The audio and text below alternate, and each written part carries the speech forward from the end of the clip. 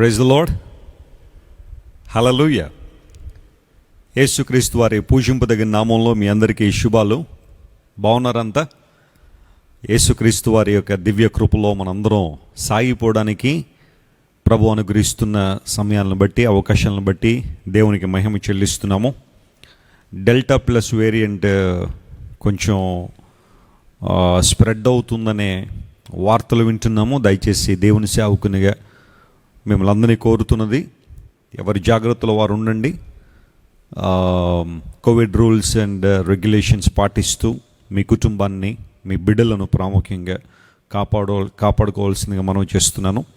దేవుని సేవకులంగా మేము మీకోసం ప్రతిరోజు ప్రార్థన చేస్తున్నాం. మీరు కూడా ప్రార్థన చేసుకుంటున్నారు.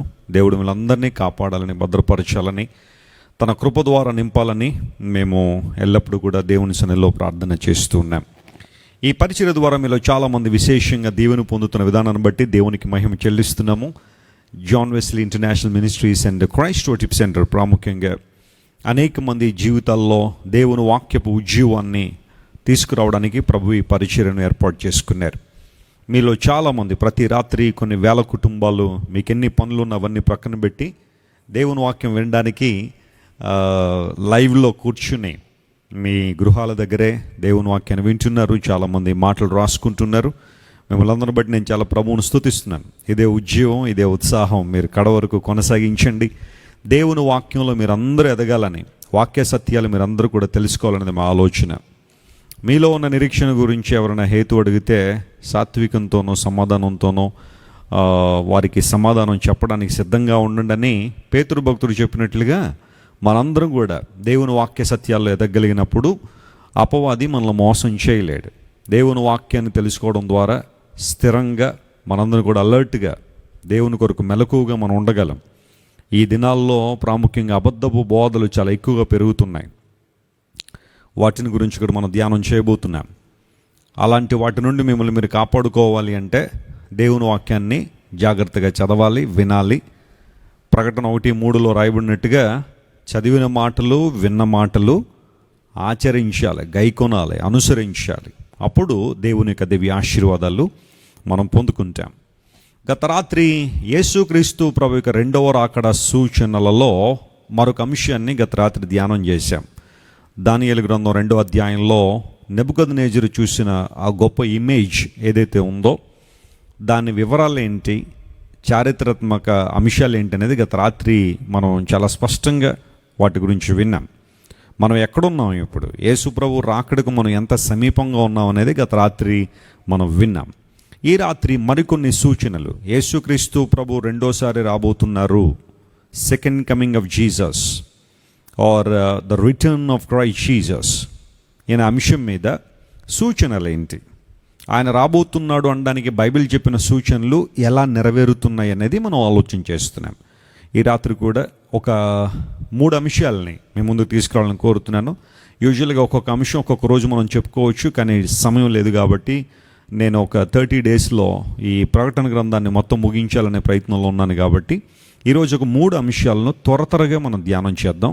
ప్రతి ఒక్కరూ జాగ్రత్తగా మాటలు వినాల్సిందిగా మనం చేస్తున్నాను. దానియేలు గ్రంథం 12వ అధ్యాయం 4వ వచనం, మరొకసారి ఆ మాటను చదువుకుందాం. పరిశుద్ధ లేఖనాలు తెరవండి. The Book of Daniel chapter 12 and verse 4. దానియేలు, నీవు ఈ మాటలను మరుగు చేసి అంత్యకాలము వరకు ఈ గ్రంథమును ముద్రింపుము. చాలా మంది నలుదిశలా సంచరించినందున తెలివి అధికమగును అని నాతో మాట్లాడు గబ్రియేలును దూత అతడు చెప్పెను. Many shall run to and fro, and knowledge shall be increased. 2 విషయాలు ఇక్కడ రాయబడ్డాయి. అంత్య దినములలో జరగబోయే విషయాలను 2 ఇక్కడ గబ్రియేలు అనే దేవదూత దానియేలుతో మాట్లాడినట్టుగా మనం చూస్తున్నాం. అందులో ఒకటి నాలెడ్జ్ షల్ బి ఇంక్రీజ్డ్, తెలివి అధికమవుతుంది. రెండవది చాలామంది, మెనీ పీపుల్ అనే మాట కొంతమంది కాదట, ఎక్కువ మంది, చాలామంది నలుదిశల ప్రపంచంలో అన్ని ప్రాంతాలు సంచరిస్తూ ఉంటారు. సో యేసు ప్రభు రెండోసారి రాబోతున్నాడు అనడానికి ఉన్న సూచనలలో the signs of the second coming of Jesus అనే అంశాన్ని కనుక మనం ధ్యానం చేస్తూ ఉంటే బైబిల్ పండితులు ఈ రెండు విషయాలని కూడా యేసుక్రీస్తు ప్రభు రెండవ రాకడ సూచనలలో చేర్చారు. ఒకటి, తెలివి అధికమవుతుంది.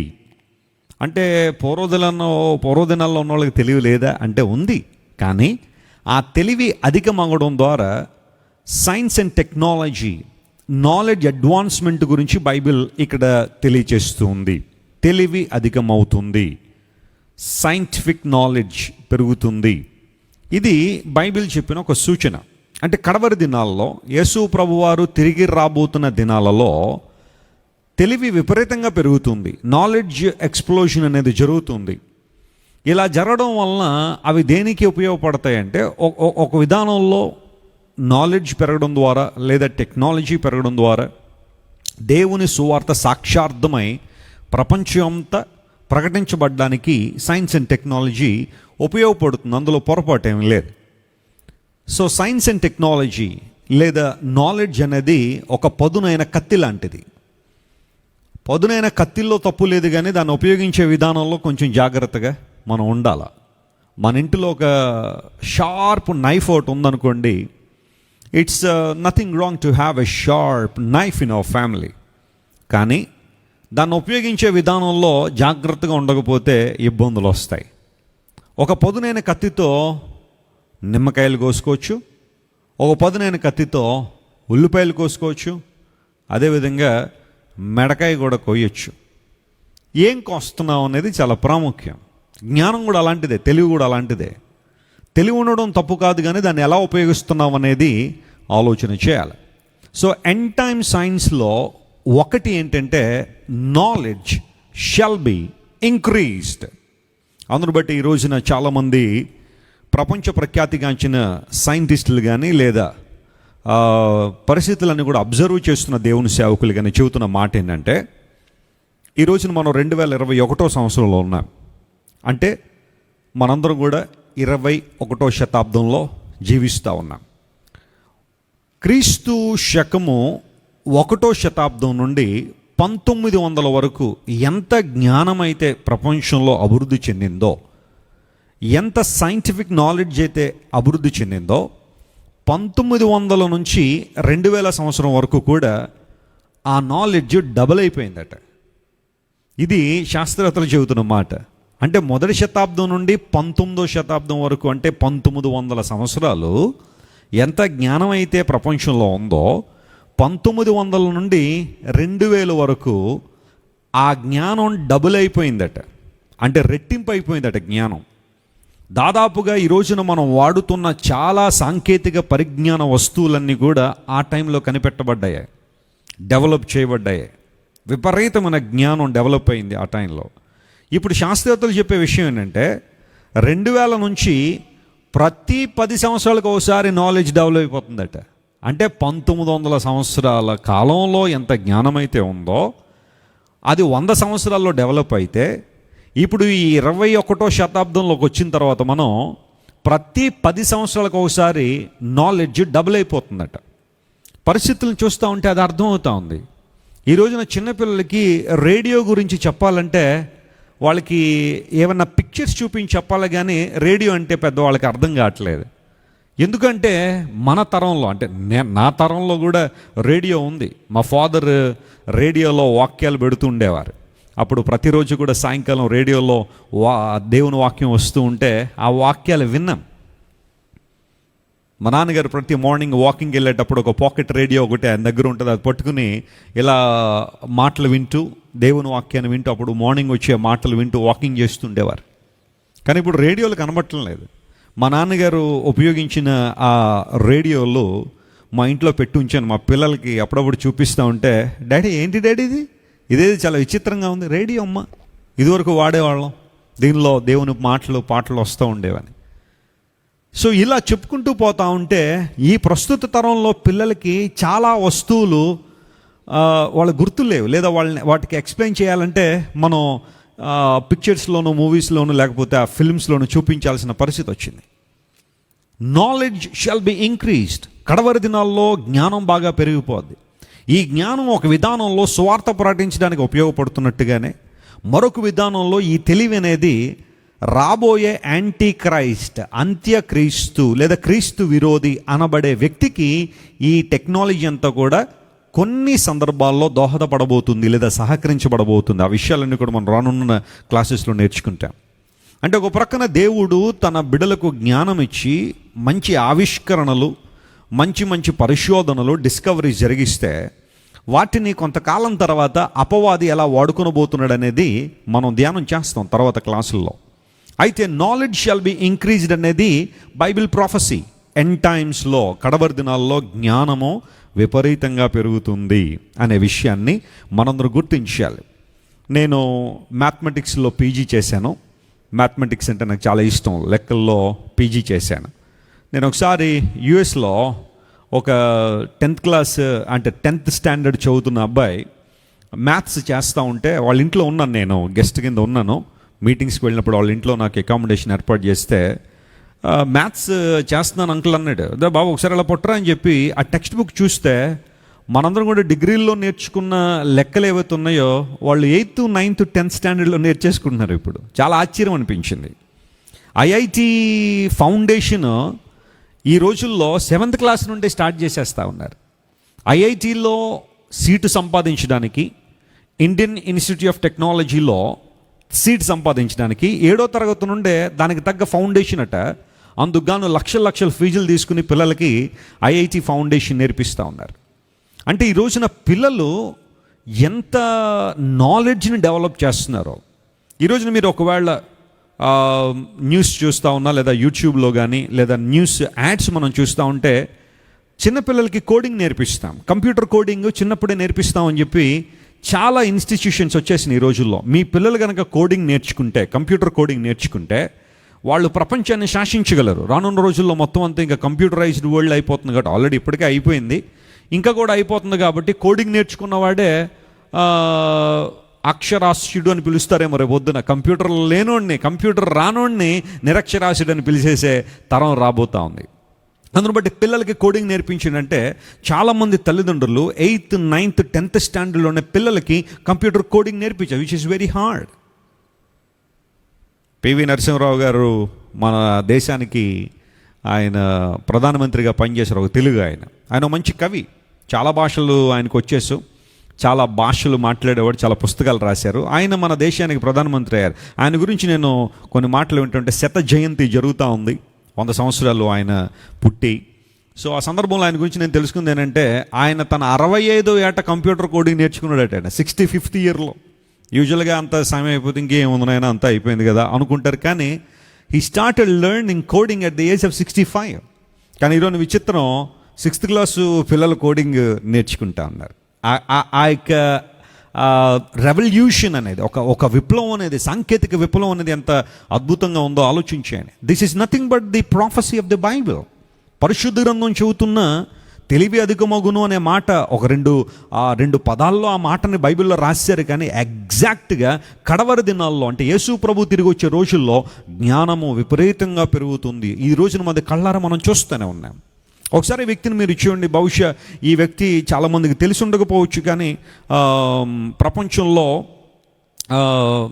అతను కనిపెట్టిన వస్తువు మాత్రం ఈ రోజున అందరికీ తెలిసిందే. ఈయన పేరు చార్ల్స్ బాబేజ్. చార్ల్స్ బాబేజ్ అని మీరు చూస్తున్న వ్యక్తి మొట్టమొదటి కంప్యూటర్ని కనిపెట్టాడు. ఈయన కంప్యూటర్ సృష్టికర్త చార్ల్స్ బాబేజ్. ఇతన్ని ఫాదర్ ఆఫ్ ద కంప్యూటర్ అంటారు. అతను కనిపెట్టిన కంప్యూటర్ చూడండి ఎలా ఉందో, ఎంత పెద్దది ఉందో. మన ఇంట్లో ఒక హాల్లో పట్టేస్తుంది అదంతా పట్టుకెళ్ళి, దాన్ని ఆపరేట్ చేయడం చాలా కష్టంగా అనిపిస్తుంది.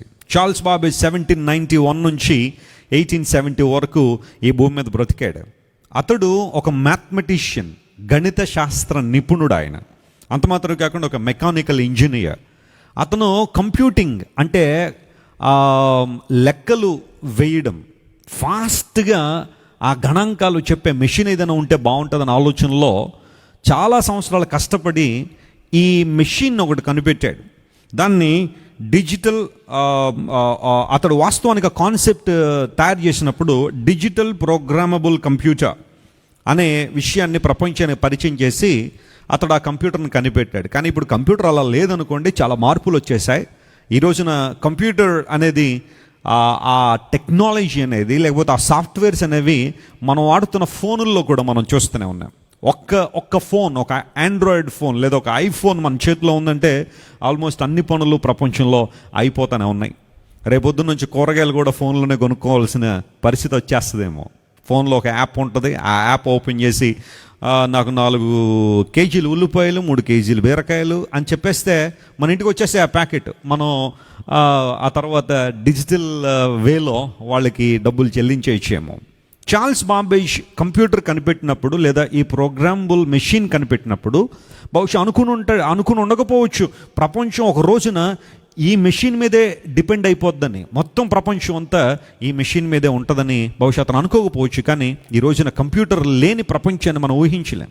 యు గో ఎవ్రీవేర్, ప్రతి చోట కంప్యూటర్స్, ప్రతి చోట టెక్నాలజీ, సాఫ్ట్వేర్స్ యూజ్ చేయడం, పెద్ద పెద్ద కంపెనీల దగ్గర నుండి చిన్న హోటల్స్ వరకు కూడా ఈ రోజున మనం వాడుతున్న యాప్స్ ఇవన్నీ కూడా కంప్యూటర్ బేస్డ్ యాప్స్. ఇవన్నీ జొమాటో కానీ, స్విగ్గీ కానీ, ఇలాంటివన్నీ కూడా మనం ఫుడ్ ఆర్డర్ చేస్తే ఇంటికి వచ్చేస్తుందంటే ఇదంతా కంప్యూటర్ బేస్డ్. మనం ఎక్కడి నుంచి అయితే ఆర్డర్ చేసామో అక్కడ తీసుకొచ్చి ఇచ్చేస్తున్నాడు. అడ్రస్లు చెప్పాల్సిన అవసరం లేదు. బాబు తాటి చెట్టు దగ్గర 3వ వీధి, అక్కడ కిళ్ళి కొట్టు ఉంటుంది, పక్కనే ఒక కిరాణా కొట్టు ఉంటుంది, ఆ ప్రక్కన 4 ఇంట్లో పైన డాబా మీద ఏం చెప్పక్కర్లా, మనం ఎక్కడి నుంచి అయితే ఆర్డర్ చేసామో అక్కడ తీసుకొచ్చి ఇచ్చేస్తూ ఉన్నారు. సో టెక్నాలజీ ఈజ్ గ్రోయింగ్, సాంకేతిక పరిజ్ఞానం పెరుగుతూ ఉంది. బిల్ గేట్స్ గురించి మీలో చాలామంది తెలుసు, మైక్రోసాఫ్ట్ అధినేత. అతడు 1975లో అనుకున్నాడు. అంతకుముందు వరకు కంప్యూటర్ అంటే చాలా పెద్ద మెషిన్ ఉండేది. రాత్రంతా ప్రయాసపడి వైర్లన్నీ కలిపితే ఆ రోజులో కొద్దిసేపు పనిచేసేదట. మళ్ళీ సాయంకాలానికి బుస్ బుస్ బుస్ బుస్ మొత్తం అంతా కంప్యూటరు పొగలొచ్చేసి పనిచేసేది కాదట. మళ్ళా రాత్రంతా కూర్చుని ఆ వైర్లన్నీ కలిపి అన్ని ప్రయత్నం చేస్తే మళ్ళీ ఉదయకాలను కొంతసేపు పనిచేసేది. సో బిల్ గేట్స్ అనుకున్నాడు, ఎంత పెద్ద కంప్యూటర్ని ఇంత చిన్న ముక్కగా చేసేస్తే బాలా అని ఆలోచన చేసి మైక్రోసాఫ్ట్ అనే ఒక సంస్థను స్థాపించి కోడింగ్ స్టార్ట్ చేశాడు. ఈ రోజున he is the multimillionaire in the world. ప్రపంచ చరిత్రలో అనేక సంవత్సరాల నుంచి 1, 2, 3 ఆ స్థానాల్లో చిన్న మార్పులు వస్తున్నాయేమో కానీ బిల్ గేట్స్ ప్రపంచాన్ని శాసించే స్థాయికి వెళ్ళిపోయాడు. ఒక యవనస్తుడు 1975లో కోడింగ్ స్టార్ట్ చేసి కంప్యూటర్ని చిన్నగా మన చేతిలో ఇమిడిపోయే కంప్యూటర్ని స్టార్ట్ చేస్తే బాగుంటుందని ఆలోచన చేసిన వాడు ఈ రోజున ప్రపంచ కుబేరుడిగా ప్రపంచాన్ని శాసిస్తూ ఉన్నాడు. ఇతడు ఒక సాఫ్ట్వేర్ దిగ్గజం, ఒక ఆర్కిటెక్ట్, లేకపోతే ఒక ప్రోగ్రామర్. ఇవన్నీ పెట్టుకుంటే ఈయనకి వ్యవసాయ భూములు ఉన్నాయట అమెరికాలో. 4 లక్షల ఎకరాలు ఉన్నాయట అయ్యగారికి. 4 లక్షల ఎకరాలు అమెరికాలో కొని అతిపెద్ద రైతుగా ఇప్పుడు ఈయన అవతారం ఎత్తాడు. అంటే ఒక మాటలో చెప్పాలంటే అమెరికాలో అతిపెద్ద ఫార్మర్గా ఇతడు తయారయ్యాడు. మరి అందులో ఏం పండిస్తాడో మనకైతే తెలియదు. కానీ ఇంకా అతనికి ఈ భూమి మీద ఒక మనిషి ఎలా బ్రతకాలని ఆశిస్తారో అలాంటి జీవితం అంతా అతనికి ఉంది. ఈ మధ్యనే అలా రోజులో కాసేపు సముద్రంలోకి వెళ్ళి కొంచెం ఆహ్లాదంగా అటు ఇటు తిరిగి రావడానికి ఒక యాట్ అంటారు. యాట్ అంటే ఒక పెద్ద ఒక ప్రైవేట్ షిప్ అన్నమాట, ప్రైవేట్ క్రూజ్, దాన్ని యాట్ అంటారు. ఆ యాట్ కొనుక్కున్నాడు ఈయన. దాని ఖరీదు ఎంతో తెలుసా? 5,800 కోట్లు. 5,800 కోట్లు మొత్తం అంతా కూడా ఆల్మోస్ట్ లోపల ఫ్లోరింగ్ అంతా బంగారంతో చేయించుకుని అతను కావాల్సినట్టుగా కస్టమైజ్ చేయించుకున్నాడు. ఇతడు ఇంత రిచ్ అవ్వడానికి కారణం ఏంటో తెలుసా? Science and technology. ప్రపంచాన్ని మార్చాలి అనే ఒక ఆలోచనలో అతను ముందుకు వెళ్ళిపోతున్నాడు. ఇలా మనం మాట్లాడుకుంటే బైబిల్ చెప్పిన ప్రాఫెసీలు ప్రపంచంలో ఎలా నెరవేరుతున్నాయి. ఎప్పుడైనా వీలైతే బైబిల్ అండ్ సైన్స్ అనే అంశం మీద నేను ఒక సెషన్ టీచ్ చేస్తాను. దానిలో బైబిల్లో రాయబడిన సైంటిఫిక్ ఎవిడెన్సెస్ ఇవన్నీ కూడా ఈ రోజున ప్రపంచంలో ఒక కంప్యూటర్ కావచ్చు, ఒక ఎలక్ట్రిసిటీ కావచ్చు, లేకపోతే ఒక విమానాలు కావచ్చు, ఇవన్నీ కూడా బైబిల్లో ఎన్నో సంవత్సరాల ముందే ఎలా రాయబడ్డాయి. వాటిని బట్టి మనం నేర్చుకోవాల్సిన సత్యాలు ఏంటో బైబిల్ అండ్ సైన్స్ అనే అంశం మీద చాలా విషయాలు మనం నేర్చుకోవచ్చు. ఇప్పుడు అవన్నీ చెప్పడానికి సమయం కాదు. ఈ రోజున ప్రపంచంలో ఆర్టిఫిషియల్ ఇంటెలిజెన్స్, ఈ మాట మీరు గుర్తుపెట్టుకోవాలి, AI అంటారు. చాలామంది యంగ్స్టర్స్ ఈ రోజున ఆర్టిఫిషియల్ ఇంటెలిజెన్స్ మీద వర్క్ చేస్తూ ఉన్నారు. ఏంటి అంటే ఆర్టిఫిషియల్ ఇంటెలిజెన్స్ అంటే ఇంకా రానున్న రోజుల్లో బహుశా ఎక్కడ కూడా మనుషులు మనకు పెద్దగా కనబడకపోవచ్చు. ఎక్కడ చూసినా రోబోట్స్ కనబడతాయి. ఎక్కడ చూసినా ఆర్టిఫిషియల్ ఇంటెలిజెన్స్తో పనిచేసే మెషిన్స్ మనకు కనబడుతూ ఉంటాయి. ప్రియులారా, ఆలోచించేయండి.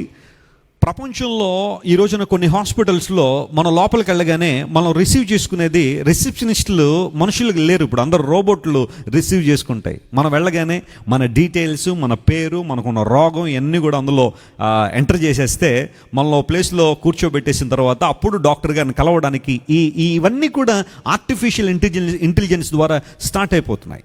నేను 2010లో అమెరికా వెళ్ళాను ఫర్ ది ఫస్ట్ టైం. దేవుని వాక్యం చెప్పడానికి ఒక కాన్ఫరెన్స్లో వర్జీనియాలో వాక్యం చెప్పడానికి ఆహ్వానించినప్పుడు ఐ వెంట్ టు అమెరికా. వెళ్ళిన తర్వాత అక్కడ ఫ్లైట్ దిగ్గానే ఒక ఇమిగ్రేషన్ ఆఫీసర్ ఉంటాడు. ఆయన మన పాస్పోర్ట్ తీసుకుని వీసా చెక్ చేస్తారు. ముందు వీసా భారతదేశంలో ఇస్తారు. ఆ స్టాంపింగ్ జరిగిన తర్వాత అప్పుడు మనం అమెరికా వెళ్ళాలి. అమెరికా వెళ్ళిన తర్వాత కూడా ఒక ఇమిగ్రేషన్ ఆఫీసర్ ఉంటాడు ఫ్లైట్ దిగ్గానే. ఆయన అడుగుతాడు, ఎందుకోసం వస్తున్నారండి మీరు మా దేశానికని. So this is the reason అండి. ఓకే, ఎంతకాలం ఉంటారు, మళ్ళీ ప్రశ్నలన్నీ అడుగుతాడు. అడిగిన తర్వాత ఆయన ఒక స్టాంప్ వేస్తారు మనకు పాస్పోర్ట్లో, మీరు ఇన్ని రోజులు, ఒక 6 నెలలు లేదా ఒక 3 నెలలు మా దేశంలో ఉండొచ్చు అని ఒక స్టాంప్ వేసిన తర్వాత అప్పుడు మనం బయటికి వెళ్ళాలి. ఈ రోజున అమెరికాకు వెళ్తే చాలా ఎయిర్పోర్ట్స్లో ఇమిగ్రేషన్ ఆఫీసర్స్ ఉండరు. ఒక మెషిన్ పెట్టేశారు. మనం వెళ్ళి మన పాస్పోర్ట్ని స్కాన్ చేయాలి. ఆ మెషిన్ ముందు మనం అలా నిలబడాలి. మన కళ్ళు, మన యొక్క థంబ్ ప్రింట్స్ ఇవన్నీ కూడా ఆ మెషినే తీసేసుకుని, ఒకవేళ అన్నీ బాగుంటే వెంటనే మనకి వీసా చేతికి ఇచ్చేసి ఒక పేపర్ స్లిప్, ఒకటి ప్రింటెడ్ స్లిప్ ఒకటి వస్తుంది. అది తీసుకుని మనం బయటికి వెళ్ళిపోవడమే. ఇంకా మనుషులు ఎవరు అక్కడ కనబడరు. ఒకవేళ ఆ మెషిన్లో ఏదన్నా మన గురించి కానీ ఏమైనా తేడాలు కానీ, లేకపోతే ఇంకొంచెం ఫర్దర్గా ఇతను ఇంటర్వ్యూ చేయాలని కనుక ఆ మెషిన్ కనిపిస్తే అప్పుడు మనల్ని వేరే ఆఫీసర్ దగ్గర పంపిస్తే అప్పుడు వాళ్ళు మాన్యువల్గా మనల్ని ఇంటర్వ్యూ చేసి అప్పుడు పంపిస్తూ ఉన్నారు. అంటే ఎక్కడ చూడండి ఈ రోజునంతా టెక్నాలజీ. ఈ రోజున హోటల్స్లో, రెస్టారెంట్స్లో ఇంకా రానున్న రోజుల్లో సర్వర్స్ కనబడరు మనకి. అన్ని రోబోట్లు వచ్చేస్తుంటాయి. మన లోపలికి వెళ్ళిన తర్వాత 2 చికెన్ బిర్యానీ, 3 పాలక్ పన్నీరు అని కొడితే ఆ రోబోట్లు పట్టుకొచ్చి మన టేబుల్ మీద పెట్టేస్తాయేమో. ఇలా ఆర్టిఫిషియల్ ఇంటెలిజెన్స్, మీరు ఎప్పుడైనా సరే ఫోన్లో ఈ ఆర్టిఫిషియల్ ఇంటెలిజెన్స్ ఎలా పనిచేస్తుందో చూడండి. హౌ టు అని కొట్టగానే మీరు ఫోన్లో ఒకవేళ గూగుల్కి వెళ్ళి మీ సెర్చ్ ఇంజిన్లో హౌ టు అనగానే మీకు ఆల్రెడీ క్రింద కొన్ని సజెషన్స్ వచ్చేస్తూ ఉంటాయి. ఆ సజెషన్స్ ఎలా వస్తాయో తెలుసా? మీరు అంతకుముందు గూగుల్లో ఏమైతే వెతుకున్నారో, ఫర్ ఎగ్జాంపుల్ ఎవరైనా ప్రెగ్నెంట్ లేడీస్ ప్రెగ్నెన్సీలో తీసుకోవాల్సిన జాగ్రత్తలని కనుక ఇంతకుముందు మీరు కనుక కొట్టుంటే, ఇప్పుడు హౌ టు అని కొట్టగానే ఆ ప్రెగ్నెంట్ లేడీస్ అందరూ తీసుకోవాల్సిన జాగ్రత్తలకు సంబంధించిన ఆన్సర్లన్నీ కూడా, లేదా క్వశ్చన్స్ అన్నీ కూడా అక్కడ వచ్చేస్తూ ఉంటాయి. అలాగే ఏదైనా సరే ఒక ఆర్టిఫిషియల్ ఇంటెలిజెన్స్ ఎలా పనిచేస్తుందంటే, మీరు కంప్యూటర్లో హౌ అని కొట్టగానే అంతకుముందు మీరు సెర్చ్ చేసిన విషయాలన్నింటినీ కూడా అది గుర్తుపెట్టుకుని మీకు సజెషన్స్ ఇచ్చేస్తూ ఉంటుంది. మళ్ళీ దానికోసం వెతుకుతున్నారేమో అన్న ఆలోచనలో వస్తూ ఉంటాయి. ఇవన్నీ కూడా ఇంకా చాలా డీటెయిల్గా మాట్లాడుకోవాలనుకుంటే ఇంకా రానున్న రోజుల్లో ప్రపంచం అంతా కూడా ఆర్టిఫిషియల్ ఇంటెలిజెన్స్లోకి వెళ్ళిపోతూ ఉంది. ఒక చిన్న ఎగ్జాంపుల్ మీకు చెప్తాను. అమెరికన్స్ 2 రోబోట్లు తయారు చేశారు. ఆర్టిఫిషియల్ ఇంటెలిజెన్స్ దానిలో ఇన్సర్ట్ చేసి తయారు చేసి మొత్తం కమాండ్స్ అన్నీ ఇచ్చి అన్న తర్వాత కొంతసేపటి తర్వాత ఆ 2 రోబోట్లు వీళ్ళకి తెలియని లాంగ్వేజ్లో మాట్లాడేసుకుంటున్నాయట. అంటే ఇప్పుడు ఎవరైతే ఆ రోబోట్లు తయారు చేశారో, వాటిని డిజైన్ చేశారో, వారికి తెలియని ఒక లాంగ్వేజ్ని ఆ 2 రోబోట్స్, అంటే ఆ 2 కంప్యూటర్లు డెవలప్ చేసుకుని వాటిల్లో మాట్లాడుకుంటున్నాయట. వెంటనే వీళ్ళు చాలా ఆశ్చర్యపోయారు. ఏమో వాళ్ళు ఏం మాట్లాడేసుకుంటున్నాయో మనకు తెలియకుండా మాట్లాడుకుంటున్నాయి. ఆర్టిఫిషియల్ ఇంటెలిజెన్స్ ఎంత ఉపయోగం ఉందో బహుశా రానున్న రోజులు అంత విధ్వంసం కూడా జరగబోతుందని శాస్త్రవేత్తలు భయపడుతూ ఉన్నారు. Knowledge advancement is one of the prophecies or signs of the second coming of Lord Jesus. ఈ వ్యక్తిని ఒకసారి మీరు చూడండి. వైద్య రంగంలో ఈ వ్యక్తి సృష్టించిన ఒక ప్రపంచం మామూలు విషయం కాదు. ఈయన్ని ఎడ్వర్డ్ జెన్నర్ అంటారు. ఎడ్వర్డ్ జెన్నర్ అని మీరు చూస్తున్న ఈయన ప్రపంచంలో ప్రియులారా 1796 సంవత్సరంలో ద ఫస్ట్ వ్యాక్సిన్ కనుగొన్నాడు. వ్యాక్సిన్, టీకా అనేది కనుగొన్నాడు. బహుశా అంతకుముందు టీకాలు అనేవి లేవు, ప్రపంచంలో మనుషులందరికీ టీకాలు లేవు. కానీ ఎడ్వర్డ్ జెన్నర్ అని మీరు చూస్తున్న ఈ క్రైస్తవ పరిశోధకుడు, ఒక ఇన్వెంటర్, లేదంటే ఈయన ఒక అద్భుతమైన సైంటిస్ట్, 1796లో స్మాల్ పాక్స్ దానికి ఈయన ఒక వ్యాక్సిన్ కనుగొన్నాడు. Very successful vaccine. అక్కడి నుంచి వ్యాక్సినేషన్ అనేది డెవలప్ అవుతూ ఉంది. ఈ రోజున వ్యాక్సిన్ అనే మాట తెలియని వాళ్ళు ఎవరు లేరేమో.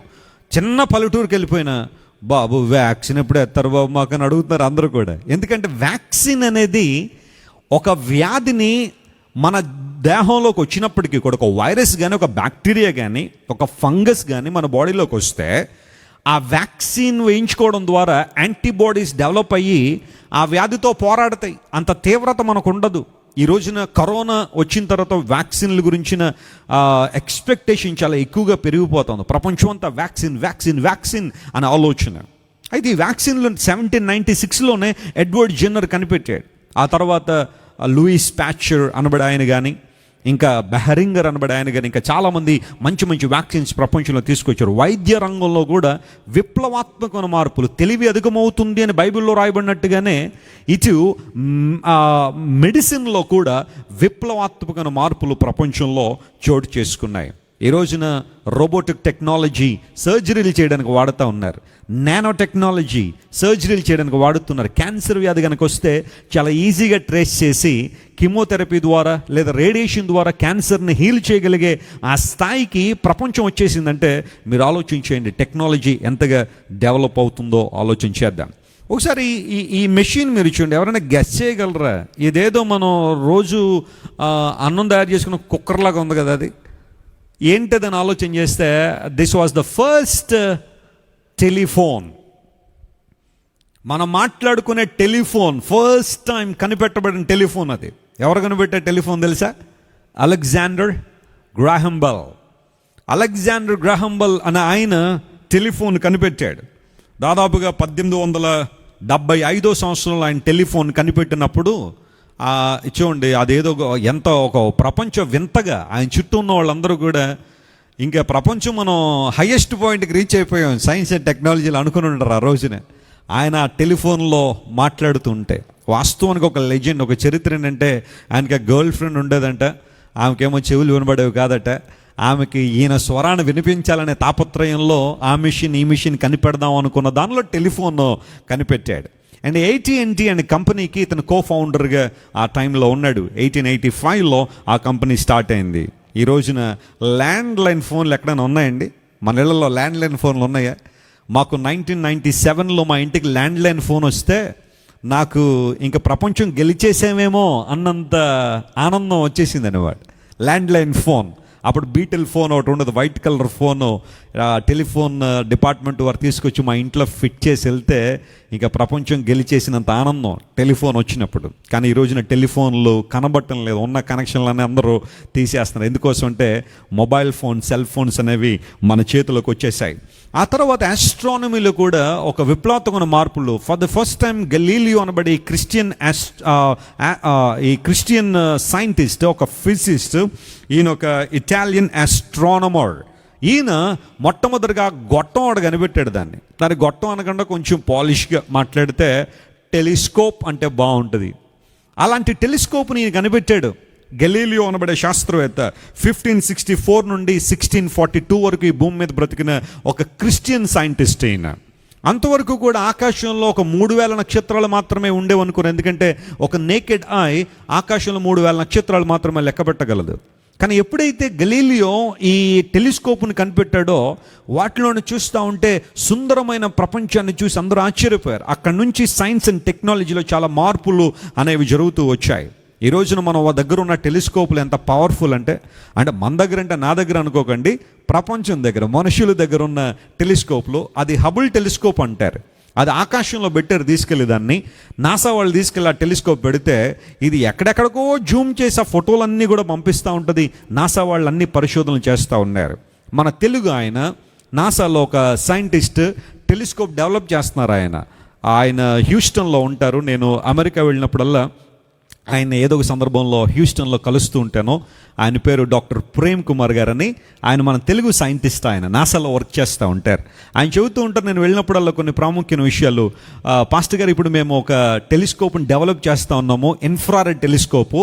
ఇంకా హబుల్ టెలిస్కోప్ కన్నా కొన్ని 100 రెట్లు పవర్ఫుల్ టెలిస్కోపులు తయారు చేస్తున్నాము. రానున్న రోజుల్లో ఇంకా ప్రపంచపు అంచులను చూడడానికి చాలా ప్రయాసపడుతున్నామని నాసాలో పనిచేసే సైంటిస్ట్ ఆయన, నేను వెళ్ళినప్పుడల్లా కొన్ని విషయాలు మేము మాట్లాడుకుంటున్నప్పుడు ఆయన చెబుతూ ఉంటారు. ఎందుకు ఈ మాటలు చెబుతున్నానంటే, ఒకప్పుడు గెలీలియో కనిపెట్టిన చిన్న కర్ర మొక్క, దానిలోంచి చూస్తే ప్రపంచం ఇంత అద్భుతంగా కనబడిన సంబరపడిన వాళ్ళు ఈ రోజున ప్రపంచపు అంచులు ఎక్కడెక్కడికో ప్రపంచంలో గ్రహాలు కానీ ఉపగ్రహాలు కానీ అవన్నీ ఎలా ఉన్నాయి, వాటి విధానాలన్నీ కూడా కనిపెడుతూ మానవుడు జ్ఞానంతో ముందుకు సాగిపోతూ ఉన్నాడు. ఇకపోతే ఒకసారి ఈ ఇద్దరు అన్నదమ్ములు మీరు చూడండి, వీళ్ళిద్దరూ కూడా పాస్టర్ గారు అబ్బాయిలే, ఇద్దరు కూడా పాస్టర్ గారు అబ్బాయిలు. ఒక రోజున వాళ్ళ నాన్నగారు ఒక చర్చ్లో ప్రసంగం చేస్తూ అన్నాడు, కేవలం పక్షులు మాత్రమే ఆకాశంలో ఎగరగలుగుతాయి అనే ప్రసంగం చేశాడు. మరి వాళ్ళిద్దరు కొడుకులు ఆ ప్రసంగం గట్టిగా వినేసి, పక్షులే ఎగరాలా, మనం ఎగరలేమా అనుకున్నారో ఏంటో, వాళ్ళు ఆ తర్వాత వెళ్ళి ఒక విమానాన్ని కనిపెట్టారు. ఆ ఇద్దరు బ్రదర్స్ని కూడా రైట్ బ్రదర్స్ అంటారు. Wright brothers Orville Wright and Wilbur Wright అనబడే ఈ అన్నదమ్ములు ఇద్దరు కూడా చాలా ప్రయాసపడి, ఒక లెజెండ్ ఏం చెబుతూ ఉంటుందంటే, ఒక చరిత్ర ఏం చెప్తుందంటే, యేసుప్రభు వారు బైబిల్లో ఒక చక్కని మాట చెప్పారు. ఆకాశ పక్షులను చూడండి అని యేసుప్రభు చెప్పారు. మనం ఆకాశ పక్షులను చూస్తాం. ఎందుకోసం చూస్తాం? ఏ పక్షి ఏ టేస్ట్లో ఉంటుందా అని చెప్పి మనం చూస్తాం. కానీ ఇద్దరు అన్నదమ్ములు చూశారు, ఆకాశ పక్షులను చూడండి అని యేసుప్రభు చెప్పిన మాట. పక్షికి 2 రెక్కలు, ముందు ఒక పొడవాటి ముక్కు, ఆ తర్వాత వెనకాల తోక, అవి చక్కగా ఇలా ఎగరగలుగుతున్నాయి, ఆ పక్షులు ఎలా బ్యాలెన్స్ చేయగలుగుతున్నాయి. ఇవన్నీ ఆలోచన చేసి ఎగ్జాక్ట్గా ఒక పక్షి ఆకారంలో ఒక ఇన్స్ట్రుమెంట్ లేకపోతే ఒక వస్తువును వారు కనిపెట్టారు. దాన్ని ఈరోజు మనం ఏరోప్లేన్ లేదా ఎయిర్ క్రాఫ్ట్ అని పిలుస్తూ ఉన్నాం. ఇద్దరు అన్నదమ్ములు కూడా చాలా ప్రయాసపడి అమెరికాలో వాళ్ళు విమానాన్ని కనిపెట్టారు. మీరు చూస్తున్నారు, అదే మొదటి విమానం. ఎంత సంబరపడిపోయారో ఆ విమానం. ఎందుకోసం తెలుసా? అది అలా గాల్లో 11 సెకండ్లు ఎగిరిందట. అది స్టార్ట్ చేసి అలా ఆకాశంలోకి ఎగరగానే ఎంతసేపు ఉంది? అది 11 సెకండ్ల తర్వాత డామ్మని కింద పడిపోయింది. బాగా పైకి వెళ్ళలేదు కాబట్టి బతికిపోయారు, కానీ లేకపోతే ఇబ్బంది పడిపోతారు ఇద్దరు కూడా. కానీ ఆ తర్వాత మరలా ప్రయత్నం చేసి చేసి చేసి ఎట్టకేలకు వాళ్ళు ఒక 4 మైళ్ళు అంటే 6 కిలోమీటర్లు సక్సెస్ఫుల్గా ఫ్లైట్లో ప్రయాణం చేయగలిగారు. కానీ ఈ రోజున ఫ్లైట్ల పరిస్థితి చూస్తూ ఉంటే, ఫస్ట్ క్లాస్ ఉంటుందండి, ఏరోప్లేన్స్ ఎక్కే వాళ్ళకి అలవాటు ఉంటే అందులో first class, business class and economy class ఉంటుంది. ఫస్ట్ క్లాస్ యాజ్ టీజ్గా మన ఇంట్లో ఉన్న బెడ్రూమ్ లాగా ఉంటుంది. ఒక బెడ్, ఒక టీవీ, ఒక బాత్రూమ్, ఇవన్నీ కలిపి దానిలో హ్యాపీగా పడుకుని వెళ్ళిపోవచ్చు. ఎంతసేపు అయినా ఇంకా మనకు తెలియదు, లోపల బెడ్రూమ్లో ఉన్నట్టు ఉంటుంది. నేను ఎప్పుడు ఫస్ట్ క్లాస్లో ఎక్కలేదు, కానీ ఫోటోలు చూస్తూ ఉంటాను ఆ సందర్భాల్లో. ఆ ఫస్ట్ క్లాస్లో ప్రయాణం ఎంత ఈజీగా ఉంటుందంటే, మన ఇంట్లో పడుకున్నట్టే అలా కళ్ళు మూసుకుని నిద్రపోయే లోపల మనం ఎక్కడికి వెళ్ళాలో అక్కడికి వెళ్ళిపోతూ ఉంది ఫ్లైట్. దానిలో ప్రయాణం చేయాలంటే పెద్ద ఎక్కువ ఖర్చు కాదు, కానీ ఒక 11 లక్షలు ఖర్చు అవుద్ది ఫస్ట్ క్లాస్లో ప్రయాణం చేయాలంటే, ఒక జర్నీ అటు నుండి ఇటు రావడానికి. ప్రియులారా, ఈ రోజున ప్రపంచంలో విమానాలు, ఒకప్పుడు 1903లో ఆ అన్నదమ్ములు ఇద్దరు కూడా స్టార్ట్ చేసిన ఫ్లైట్కి ఇప్పుడుకున్న ఫ్లైట్లకి ఎంత తేడా ఉందో ఆలోచించండి. బహుశా నేను అనుకుంటాను, ఇఫ్ ఐఎమ్ నాట్ రాంగ్, ఒక 10 ఇయర్స్లో, ఇప్పటి నుంచి 10 సంవత్సరాల్లో మనం ప్రయాణం చేసే ఫ్లైట్స్ని సూపర్ సోనిక్ ఫ్లైట్స్ అంటారు. ఇవి ప్రపంచంలో ఏ మూల నుండి ఏ మూలకైనా 1 లేదా 2 గంటల్లో ప్రయాణికులను తీసుకెళ్ళిపోద్ది. ఇంకెంతసేపు ప్రయాణాలు అక్కర్లే. ఇంకా సూపర్ సోనిక్ ఫ్లైట్లో కూర్చున్నామంటే హైదరాబాద్లో ఎక్కి ఒక్క న్యూస్ పేపర్ అలా తీసి ఆ మూల నుండి ఏ మూలకు చదివే లోపల న్యూయార్క్లో దింపేస్తుంది ఆ ఫ్లైట్ తీసుకెళ్ళి. అక్కడ 2 గంటలు మీటింగ్లో పాల్గొని మళ్ళీ వెనక్కి వచ్చేసారంటే, కాకినాడ రాజమండ్రి నాన్ స్టాప్ ఎలాగైతే ఉంటుందో, బహుశా నాన్ స్టాప్ ఫ్లైట్లు కూడా అలా వచ్చేస్తాయేమో రానున్న రోజుల్లో. Super sonic flights, hyper sonic flights. మన తర్వాత తరాల వాళ్ళందరూ కూడా అలాంటి ఫ్లైట్లలోనే తిరగబోతున్నారు. ప్రపంచంలో ఏ మూల నుండి ఏ మూలకైనా 2 గంటల్లో ప్రయాణం చేయగలిగే సామర్థ్యం. Scientific explosion. This is nothing but the end time sign. యేసు ప్రభు త్వరగా రాబోతున్నాడు అనడానికి తెలివి అధికమగుట అనేది ఇది ఒక సూచనగా మనం గమనించాలి. ఇంకా చెప్పుకోవాలంటే చాలా విషయాలు చెప్పొచ్చు, కానీ ఇక్కడితో ముగిస్తాను. తెలివి అధికమగుట అంటే ప్రపంచంలో మునుపెన్నడూ లేనంత తెలివి ఈ రోజున ప్రపంచంలో డెవలప్ అయింది. ఇంకొక మాట చూడండి ఒకసారి. ఈ 3 సైంటిస్టులు కూడా ఒక చరిత్ర వారు సృష్టించారు. Neel Armstrong, Edwin Aldrin, Michael Collins అనే 3 ఆస్ట్రోనాట్స్, నాసాకి సంబంధించిన వాళ్ళు 1969 జూలై 20th, జూలై 20వ తారీఖు 1969 సంవత్సరంలో 2,20,000 మైళ్ళు అంటే దగ్గర 4 లక్షల కిలోమీటర్ల దూరంలో ఉన్న చంద్రుడి మీద వారు అడుగుపెట్టి వచ్చారు. For the first time Neel Armstrong చంద్రుడి మీద అడుగు పెట్టిన తర్వాత అక్కడ కొన్ని పరిశోధనలు చేయడానికి అక్కడ ఉన్న మట్టి ఇవన్నీ కూడా తీసుకొచ్చాడు. ఆయన అక్కడ ల్యాండ్ అయిన తర్వాత చరిత్ర చెబుతా ఉంది, ఆయన అక్కడ బైబిల్ చదివాడట. బైబిల్ చదవడం మాత్రమే కాకుండా బైబిల్ అక్కడ ఉంచి వచ్చాడు ఆయన. చంద్రుడి మీద కూడా చదవబడిన మొట్టమొదటి గ్రంథం పరిశుద్ధ గ్రంథం చెప్పడానికి నేను చాలా సంతోషిస్తూ ఉన్నాను. ఆ దైవజనుడు ఆ తర్వాత ఆయన ఆ భూమి మీదకి వచ్చేసిన తర్వాత దేవుని సేవ చేసి ఈ మధ్యన ఆయన చనిపోయారు, నీల్ ఆర్మ్స్ట్రాంగ్. నాసా వెళ్తే ఈ విషయాలన్నీ కూడా అక్కడ ఉంటాయి. మిషన్ కంట్రోల్ రూమ్లో ఆ చంద్రుడి మీదకి అపోలో 11 మీద వెళ్ళి వచ్చారు వీళ్ళు.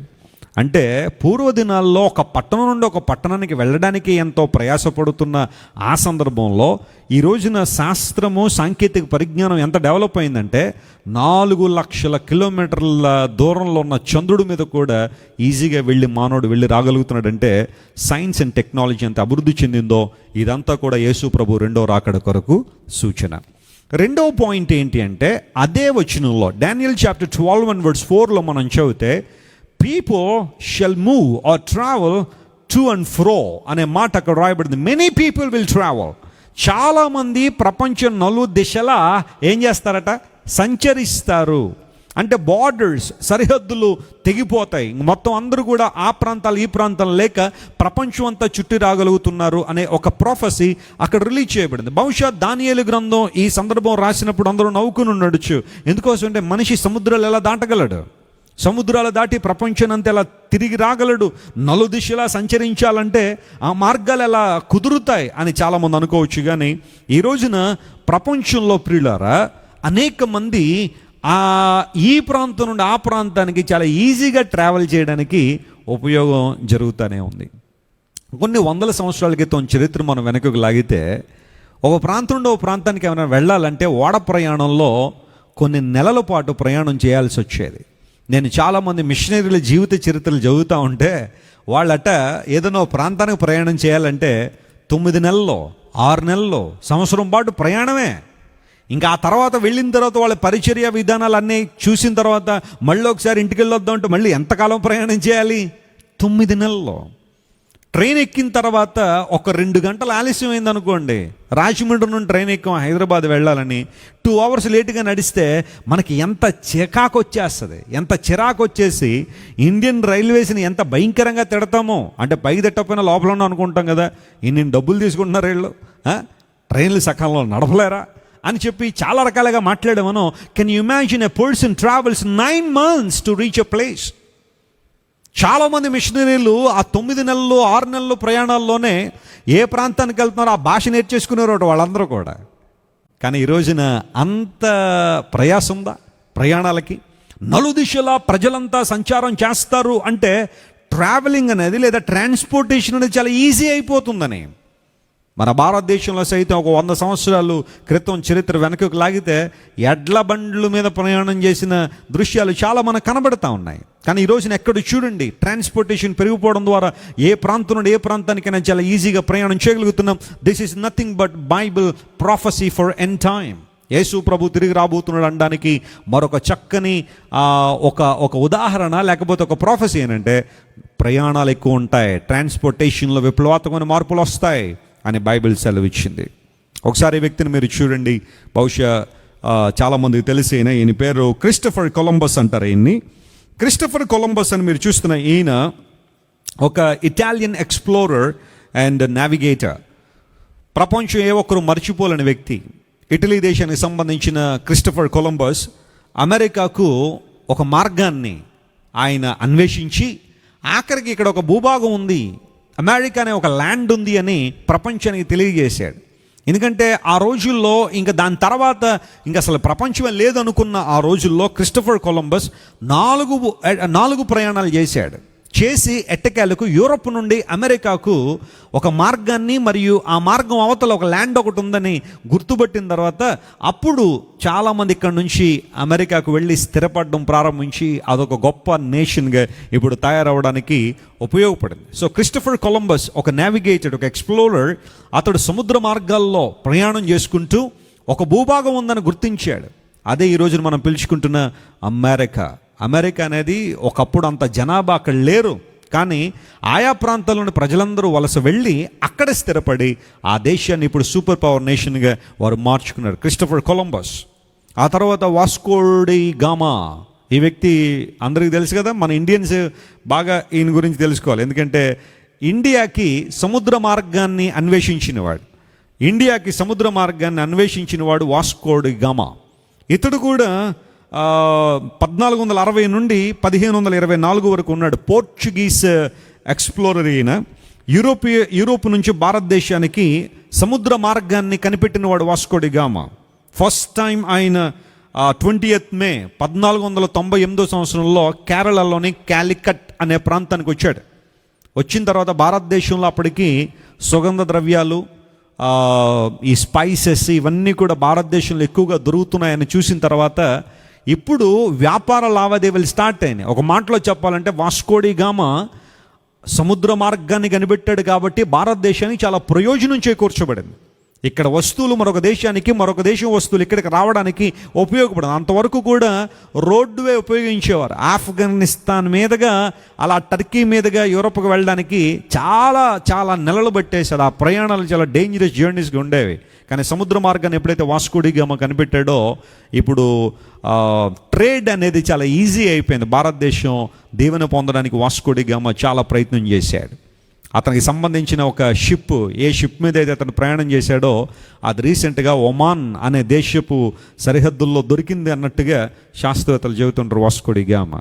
మరొక వ్యక్తిని చూడండి, ఇతని పేరు మార్కో పోలో అంటారు. మార్కో పోలో అనబడే వ్యక్తి వెనిస్ అనే ప్రాంతానికి సంబంధించిన వాడు. ఇతడు కూడా ఒక ఎక్స్ప్లోరర్ అండ్ రైటర్. వాస్తవానికి ఈయన ఒక వరల్డ్ ట్రావెలర్, ప్రపంచం అంతా తిరిగాడు రోడ్డు మార్గంలో. ఇతడు భారతదేశం వచ్చిన తర్వాత ఒక సంచలనాత్మకమైన స్టేట్మెంట్ చేసేటేంటో తెలుసా? ఇతడు 1254 నుంచి 1324 వరకు ఉన్నాడు. మార్కో పోలో అనబడే వ్యక్తి, ఈ పేరు మీద కొన్ని కంపెనీస్ కూడా ఉన్నాయి. ప్రపంచ ప్రఖ్యాతిగాంచిన ప్రయాణికుల్లో మార్కో పోలో ఒకడు. ఇతడు భారతదేశం వచ్చి ఏమన్నాడు తెలుసా? నేను ఇండియాలో అడుగు పెట్టేసరికి టోటల్ ఇండియా 6 రాజుల ద్వారా పరిపాలన చేయబడుతుంది, అందులో 3 రాజులు క్రైస్తవులు అన్నాడు. దేవుని నామమున స్తోత్రం కలుగును గాక. మార్కో పోలో చేసిన గొప్ప స్టేట్మెంట్లో నాకు బాగా నచ్చేది, ఆ కాలంలో అంటే ఇతడు భారతదేశం వచ్చిన ఆ టైంలో ఎట్ అబౌట్ 1271 నుంచి 1295 వరకు ఒక 20 సంవత్సరాలు భారతదేశానికి వచ్చిపోతుండేవాడు. అతడు గమనించిన విషయం, ఆ కాలంలోనే భారతదేశాన్ని మొత్తం 6 రాజులు పరిపాలన చేసేవారు, అందులో 3 క్రైస్తవులు అన్నాడు. కొంతమంది ఇలాంటి విషయాలన్నీ తెలియక క్రైస్తవ్యం బ్రిటిష్ వారి కాలంలో బాగా వచ్చింది భారతదేశం. అసలు అంతకుముందు అసలు యేసుప్రభు అంటే ఎవరికైనా తెలుసా భారతదేశంలో అని చాలామంది వాదిస్తూ ఉంటే మార్కో పోలో స్టేట్మెంట్ ఇచ్చాడు, అప్పుడు పరిపాలన చేసే 6 రాజులు 3 క్రిస్టియన్స్ అని. ఎందుకోసం అంటే బైబిల్ చెబుతున్న వాస్తవం, యేసు ప్రభు వారు మీరు సర్వలోకానికి వెళ్ళండి, సర్వ సృష్టికి సువార్త ప్రకటించి నేను చెప్పిన ఆ మాటకు లోబడిన తోమా గారు ఆయన భారతదేశానికి వచ్చి దేవుని సువార్త ప్రకటించి అనేక సంఘాలు కట్టాడు. ఆయన ప్రభుచితమైతే రేపు శనివారం జూలై 3వ తారీఖు ఇండియన్ క్రిస్టియన్ డే. మన భారతదేశంలో కొంతమంది క్రైస్తవ పెద్దలు నిర్ణయించారు ఈ సంవత్సరం నుంచి ఎస్పెషల్లీ, ఎందుకంటే భారతదేశంలో చాలా రోజులు జరుగుతున్నాయి. Fathers day, mothers day, lovers day, friends day, friendship day, yoga day, ఆ డే, ఈ day, doctors day, AIDS day, పొగాకు డే అన్నీ జరుగుతున్నాయి కదా. ఇండియన్ క్రిస్టియన్ డే కూడా జరుపుకుందాం భారతదేశ క్రైస్తవులం. As a man of God I can declare I'm an Indian Christian. నేను ఒక భారతీయ క్రైస్తవుణ్ణి. సో భారతదేశంలో ఉన్న క్రైస్తవులందరూ కూడా ఒక రోజున మనం కూడా ఆనాడు తోమా భారతదేశానికి ఏ విధంగా సువార్త ప్రకటించారో దాన్ని జ్ఞాపకం చేసుకుని దేశం కొరకు ప్రార్థన లేదా దేశంలో సువార్త వ్యాపకం కొరకు కావాల్సిన ప్రణాళికలు మనం వేసుకుందామని జూలై 3వ తారీఖు ఇండియన్ క్రిస్టియన్ డే అనౌన్స్ చేశారు. అంటే రేపు శనివారం ఇండియన్ క్రిస్టియన్ జరగబోతుంది. ప్రభుత్వం అయితే మన పరిచయం నుంచి కూడా ఒక స్పెషల్ ప్రోగ్రామ్ ఒకటి ఆ రోజున నిర్వహిద్దాం. జూలై 3 థామస్ గారు చనిపోయిన రోజు. తోమా గారు భారతదేశం వచ్చి చెన్నై అనే ప్రాంతంలో ఆయన మరణించిన రోజు జూలై 3వ తారీఖు. టెర్టూలియన్ అనబడే చరిత్రకారుడు అంటాడు, the blood of martyrs is the seed of the church. సంఘానికి పునాది ఏంటి అంటే హతసాక్షుల యొక్క రక్తపు బిందువులే. భారతదేశ రక్షణ కోసం తోమా గారు చెన్నై అనే ప్రాంతంలో ఆయన తన రక్తాన్ని గార్చాడు. ఒక బళ్ళంతో పొడి చేశారు ఆయన సువార్త ప్రకటిస్తున్నాడని. తోమా గారు ఇక్కడే చనిపోయారు. అందును బట్టి ఆ రోజున పురస్కరించుకుని ఈ సంవత్సరం నుంచి ఇంకా ప్రతి సంవత్సరం జూలై 3వ తారీఖున ఇండియన్ క్రిస్టియన్ డే సెలబ్రేట్ చేద్దామని క్రైస్తవ పెద్దలు నిర్ణయించారు. Let's follow it. అందులో పొరపాటు ఏం లేదు కదా. ఒక విషయాన్ని జ్ఞాపకం చేసుకుని దేశం కొరకు ప్రార్థన చేయడం అనేది పొరపాటు ఏం లేదు. మనం ప్రతిరోజు దేశం కోసం ప్రార్థన చేస్తాం, ప్రతిరోజు సువార్త ప్రకటిస్తాం. అయితే ఒక స్పెసిఫిక్ డే అనేది ఉంటే అన్ని సంఘాలు, అన్ని డినామినేషన్లు కలిసి దేవుని స్తుతించడానికి వీలుగా. సో జూలై 3 ఇండియన్ క్రిస్టియన్ డేగా సెలబ్రేట్ చేయబోతున్నాం. ప్రియులారా, మార్కో పోలో అనబడే వ్యక్తి కూడా ఎక్స్ప్లోర్ ప్రపంచం అంతా తిరిగాడు. సో ఇలాంటి వాళ్ళు ఒక ఉదాహరణకు ఒక ముగ్గురిని తీసుకొచ్చాను. క్రిస్టఫర్ కొలంబస్ కానీ, లేకపోతే ఒక వాస్కోడి గామా కానీ, ఒక మార్కో పోలో కానీ, ఇలాంటి వాళ్ళని ఒక హైలైటెడ్ ఎగ్జాంపుల్స్ మీకు ఇచ్చాను. కానీ బైబిల్లో రాయబడింది అంత్య దినాల్లో ప్రజలందరూ కూడా నలుదిశలా సంచరిస్తారు అంటే అక్కడి నుండి ప్రారంభించబడిన ఈ అన్వేషణలు, మార్గాన్వేషణలు ఈ రోజున మొత్తం అన్ని లైన్స్ ఓపెన్ అయిపోయినాయి. ఒక మనిషి ఎక్కడి నుంచి ఎక్కడికైనా వెళ్ళడానికి చాలా ఈజీగా ప్రయాణం చేయగలుగుతున్నారు. మన దేశంలో బెన్నీ ప్రసాద్ గారు అని ఒక ఆయన ఉంటారు బెంగళూరులో, ఒక యంగ్స్టర్. ఆయన బెన్నీ ప్రసాద్ ఆయన పేరు. ఆయన విదిన్ 5 years 11 monthsలో 5 years 11 monthsలో ప్రపంచంలో ఎన్ని దేశాలు ఉన్నాయో అన్ని దేశాలు తిరిగేశాడు ఆయన. మన భారతీయుడే, బెన్నీ ప్రసాద్ ఆయన పేరు.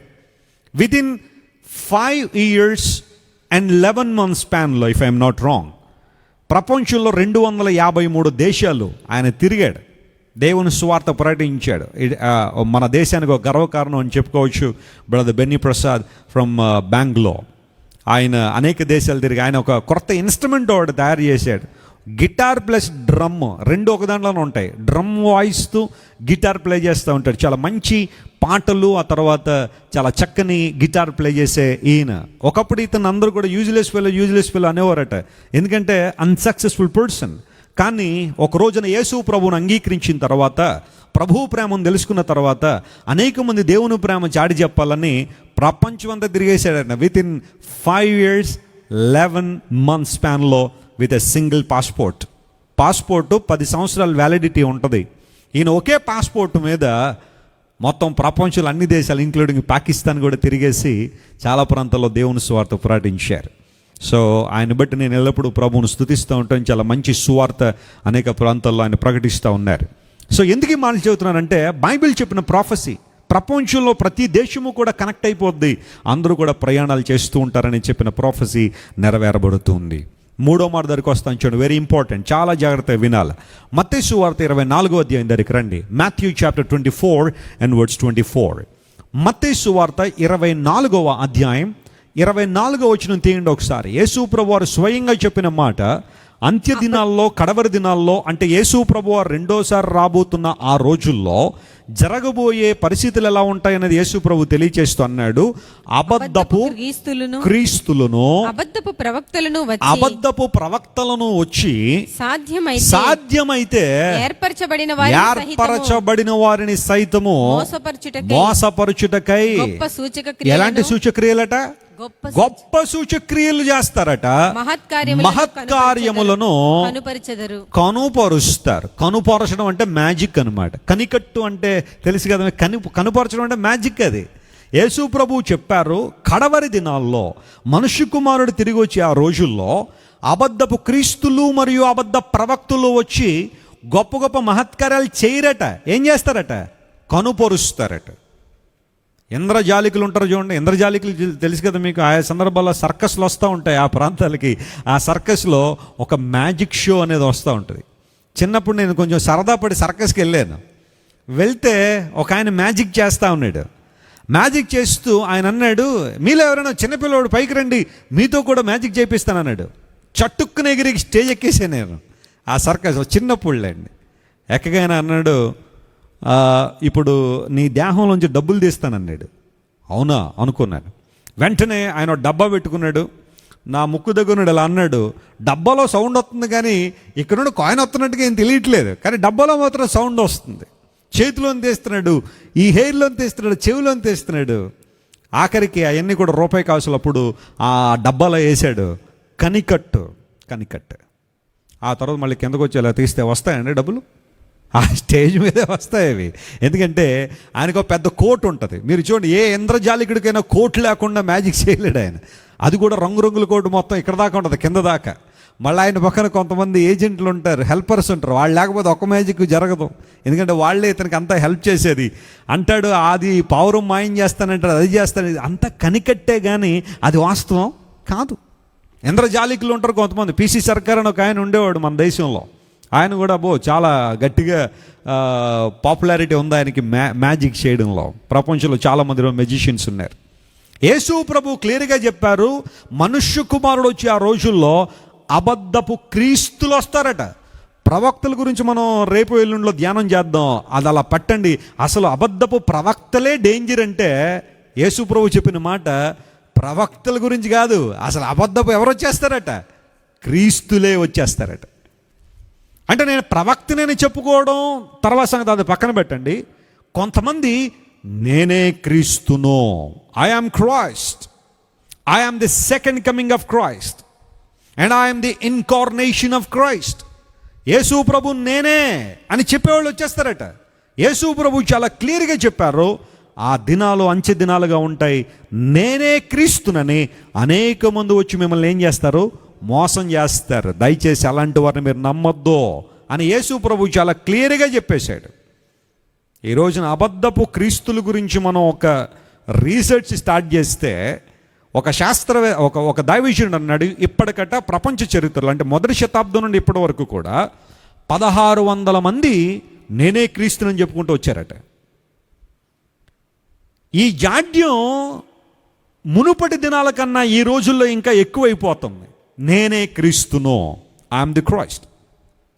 నేనే దేవుణ్ణి అని చెప్పడం వేరు. మళ్ళీ ఆ లిస్ట్ ఇంకా పెద్దది ఉంటుంది, ఆ లిస్ట్ ఇంకా పెద్దదే. నేనే దేవుణ్ణి ఎంతమంది చెప్పట్లేదు ఈ రోజుల్లో. భగవాన్ అని ప్రకటించుకుని చిన్న చిన్న ద్వీపాలు కొనేసుకుని చాలా ఆడవిడి చేసేస్తారు కొంతమంది. అలాంటి వాళ్ళు లెక్కలో తీసుకోవట్లేదు. నేనే దేవుణ్ణి అని చెప్పుకునే వాళ్ళు చాలామంది ఉంటారు. పేరుకు ముందు భగవాన్ అని పెట్టేసుకుని భగవాన్ శ్రీ అది ఆనంద ఈ ఆనంద అని పెట్టేసుకున్నారు చాలామంది. జీవితం అంతా రోత, కంపు, మురికి.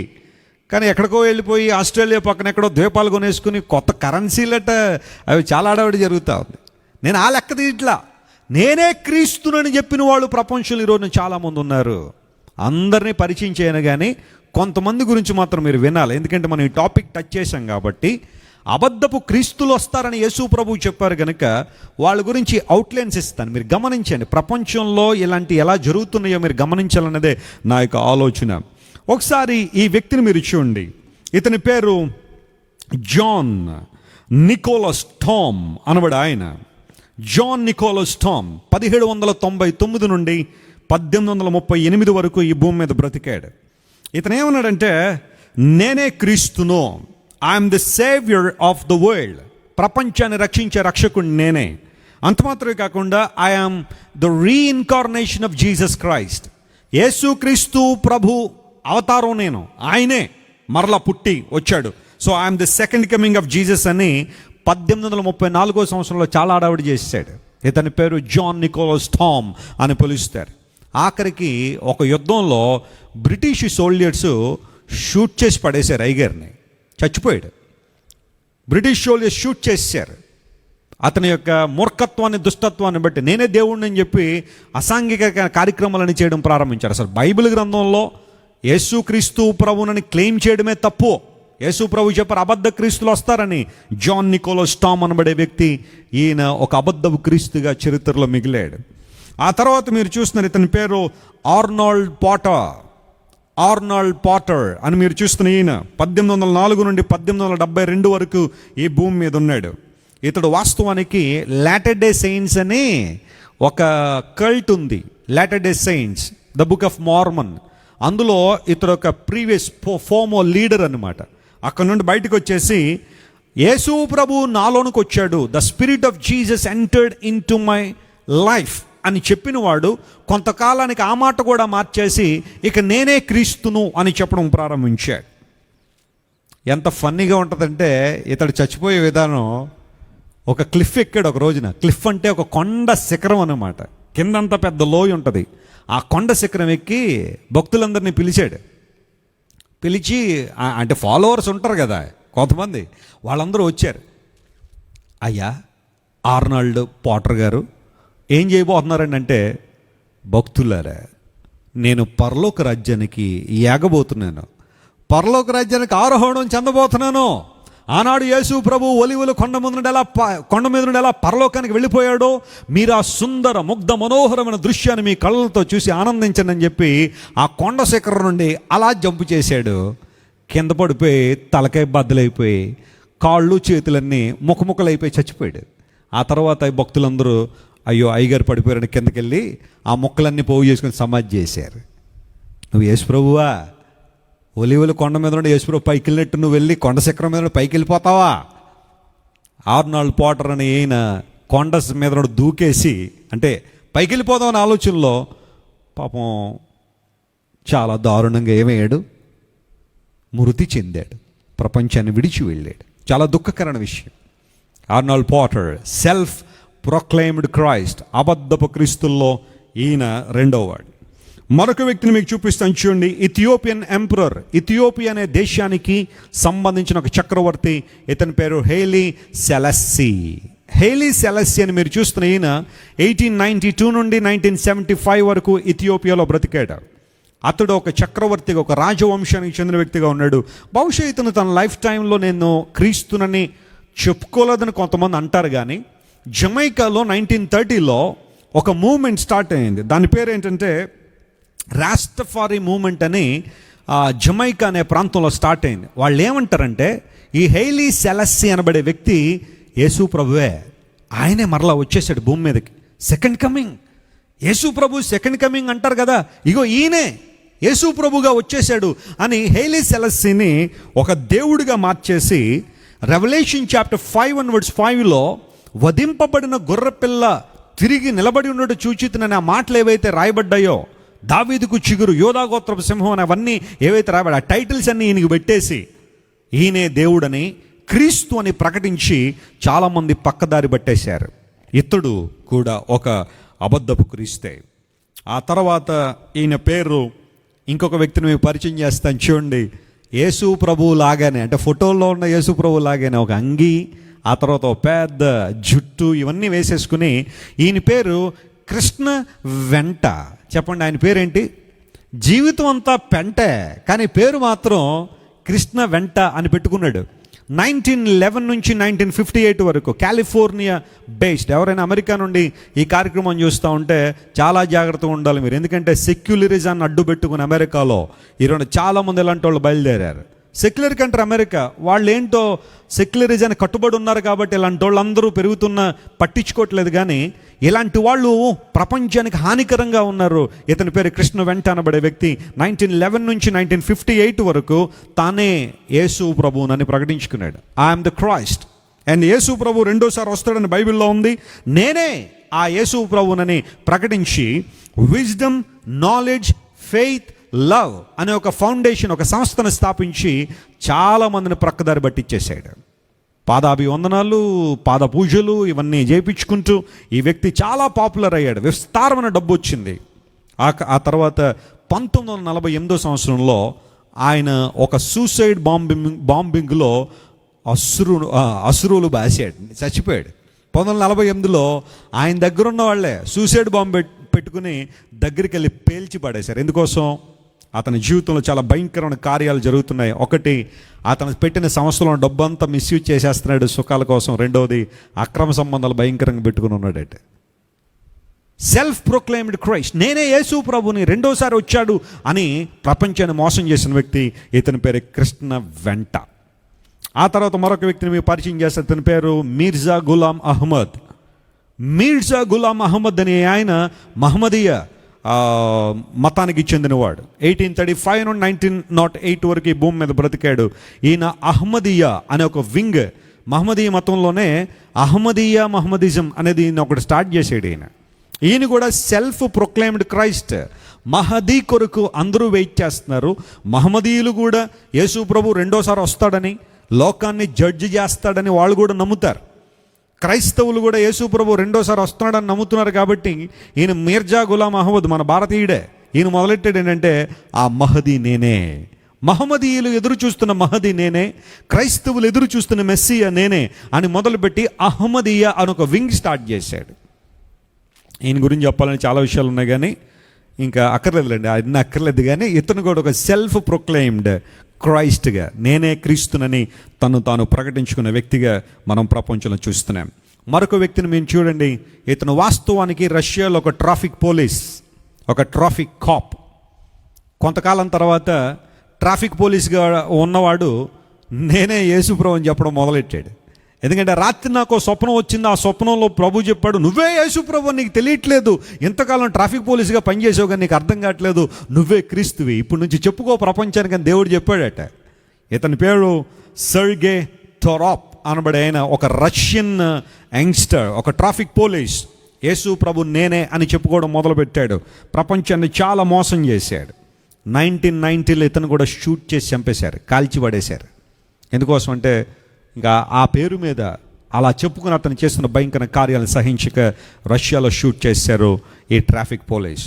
నేను అనుకున్నాను, ట్రాఫిక్లో నిలబడి కార్బన్ మోనాక్సైడ్ బాగా పీల్చేసి మతి భ్రమించేసి క్రీస్తు ప్రభువుని చెప్పి ఉంటాడు అతను. జాగ్రత్త ఇలాంటి వాళ్ళతో. ప్రపంచంలో ఇలాంటి వాళ్ళు చాలామంది ఉన్నారు. యేసుప్రభు చెప్పిన మాట అంత ఈజీగా పోలా. అబద్ధపు క్రీస్తులు వస్తారంటే ఎంత లిస్ట్ ఉంది. ఇప్పుడు దాకా చాలామంది చెప్పి, ఇంకా చాలామంది ఉన్నారు. వాళ్ళందరినీ చెబితే ఎందుకులే, ఇంకా టైం వేస్ట్ అని నేను చెప్పట్లేదు. కానీ ఇలాంటి వాళ్ళందరూ దేశానికి ఒక్కొక్కరిని పట్టుకొస్తున్నాను మీ దగ్గరికి. ఒక ట్రాఫిక్ పోలీసుగా ఉండి నేనే క్రీస్తునని చెప్పి ప్రజల్ని మోసం చేశాడు. ఆ తర్వాత ఈయన్ని మళ్ళీ వదిలిపెట్టకూడదు, మళ్ళీ వచ్చేస్తున్నాడు ఈయన. ఎందుకో కానీ మనం ఈయన గురించి చెప్పేసుకోవాలి మరలా. లహరి కృష్ణ వాస్తవానికి ఈయన ఒక పాస్టర్గా ఉండేవాడు ఒకప్పుడు. విలియం బ్రెన్హామ్ అనబడే ఒక రాంగ్ పర్సన్ మీట్ అయ్యాడు ఒకనొక సందర్భంలో. అక్కడి నుంచి మతి భ్రమించిపోయింది. రకరకాల సిద్ధాంతాలు మనసులోకి వచ్చేసాయి. వాక్య విధానాలు లేవు, బైబిల్ సరిగా చదవలేదు, వాక్యాన్ని సరిగా పట్టించుకోలేదు. అక్కడి నుంచి యేసు ప్రభు రెండో రాకను ప్రెడిక్ట్ చేయడం ప్రారంభించాడు. 1969లో నీల్ ఆర్మ్స్ట్రాంగ్ చంద్రుడి మీద అడుగు పెట్టగానే యేసుప్రభు వచ్చేస్తాడన్నాడు, రాలా. మళ్ళీ 1977లో యేసుప్రభు వస్తాడనలా, రాలా. ఆ రోజున 1980లో నేను ఆల్రెడీ చెప్పాను, ప్రజలందరినీ కొండ మీద తీసుకెళ్ళి వాళ్ళందరితో చెప్పాడు, భక్తులారా, యేసు ప్రభు రాలేదని మీరు ఎందుకు అనుకుంటున్నారు? ఆయన వచ్చాడు, నాలోనికి దూరిపోయాడు, నేనే క్రీస్తునని మొదలెట్టాడు. One god one moment. Lahari Krishna. ఎలాంటి వాళ్ళతో చాలా జాగ్రత్తగా ఉండాలా. అబద్ధపు క్రీస్తు, అబద్ధ ప్రవక్తల గురించి నేను మాట్లాడడంలా. వీళ్ళందరూ అబద్ధపు క్రీస్తులుగా, అంటే తామే దేవుళ్ళుగా క్రీస్తులుగా ప్రకటించుకున్న వీళ్ళందరూ కూడా. ఫైనల్గా ఇంకొక వ్యక్తిని మీకు పరిచయం చేస్తాను. ఇతని పేరు అలెన్ మిల్లర్. ఆస్ట్రేలియా నుండి ఎవరైనా ఈ కార్యక్రమం చూస్తూ ఉంటే please be careful with this couple. ఈ భార్యాభర్తలతో కొంచెం జాగ్రత్తగా ఉండండి. వీళ్ళు ఆస్ట్రేలియాలో చాలా ప్రాంతాలు తిరుగుతూ అనేక ప్రాంతాల్లో కాన్ఫరెన్స్లు అని అవన్నీ పెడుతున్నాడు. అతని పేరు అలెన్ జాన్ మిల్లర్. ఆ ప్రక్కన ఆమె పార్ట్నర్ అట, వైఫో కాదో మనకు తెలియదు, పార్ట్నర్ అట. ఆమె పేరు మేరీ సూజనా లక్ అనబడే ఆమె. ఇప్పుడు వీళ్ళిద్దరూ ఏమంటున్నారంటే, ఆయనేమో యేసుప్రభు అట, ఆమెమో మగ్దలేని మరి అట. మగ్దలేని మరియగా ఆమె పుట్టేసిందట, యేసుప్రభుగా ఈయన పుట్టేశారట. ఇప్పుడు వీళ్ళిద్దరూ కలిసి ప్రపంచాన్ని ఏం చేసేస్తారట? ఉద్ధరించేస్తారట. చాలా జాగ్రత్త సుమ. Allen John Miller and Mary Susan Luck అని వీళ్ళిద్దరూ కూడా ఆయనేమో యేసుప్రభుగా, ఈమెమో మేరీ మగ్దలేనిగా ప్రకటించుకుని ఆస్ట్రేలియాలో డివైన్ ట్రూత్ మూమెంట్ అని ఒక మూమెంట్ స్టార్ట్ చేసి సెల్ఫ్ ప్రొక్లెయిమ్డ్ క్రైస్ట్, ఇలా వీళ్ళందరూ కూడా తామే దేవుళ్ళమని ప్రకటించుకుంటున్నారు.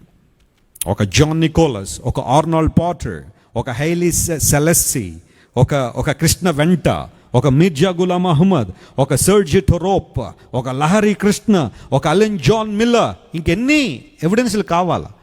అబద్ధపు క్రీస్తులు వస్తారని యేసు ప్రభు చెప్పిన మాట అక్షరాల ఈ రోజున ప్రపంచంలో నెరవేరుతుందో చూడండి. నేడో రేపో మరొకరు రావచ్చు. నేను ఇప్పటికీ ప్రపంచంలో ఉన్న ప్రధానమంత్రుల్ని, రాష్ట్రపతులందరినీ కలిసేసాను, నేనే దేవుడిని అన్న ఆశ్చర్యపోకర్లో కొంతమంది అంటారేమో రేపొద్దున్న. చాలా జాగ్రత్త సుమ. యేసు క్రీస్తు ప్రభు దేవుడు, ఆయన ఐడెంటిటీ ఆయనదే. దేవుని నామమున స్తోత్రం కలుగును గాక. ఆయనకు సమానులైన వారు ఎవరూ లేరు. హల్లెలూయా. యేసు క్రీస్తు ప్రభు రెండవ రాకడా చాలా అద్భుతమైన ఈవెంట్ అది. ఆయన మరలా ఎవరో మనుషుల్లో పరకాయ ప్రవేశం చేసి రాడు ఈ భూమి మీదకి. ఒక జాన్ మిల్లర్ అన్నాడు, యేసు ప్రభు నాలోనికి దూరిపోయాడు, నేనే ఆయన ఇన్కార్నేషన్ అని ప్రకటించుకున్నాడు. అలా రాడు యేసు ప్రభు.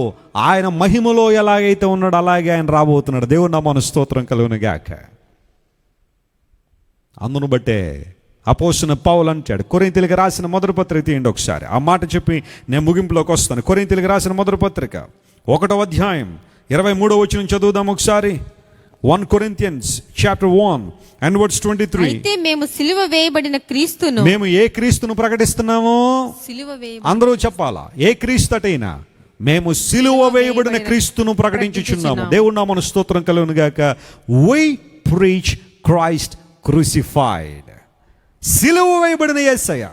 ఇప్పుడు దాకా ప్రకటించబడిన సెల్ఫ్ ప్రొక్లైమ్డ్ క్రైస్ట్స్ ఏ ఒక్కరు కూడా మనుషుల కొరకు ఏం చేయబడలేదు? వాళ్ళు సిలువ వేయబడలేదు, పాప ప్రక్షాళన చేయలేదు, ఏ ఒక్కరి పాపాలు పరిహరించలేదు.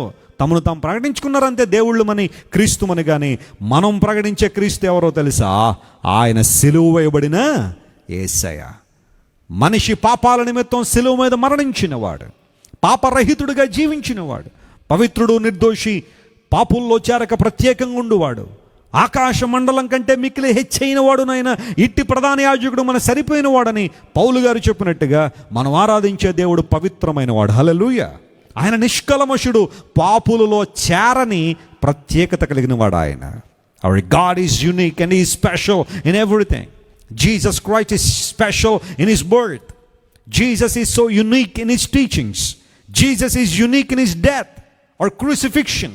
And Jesus is very unique in His resurrection. And He is certainly unique in His return also.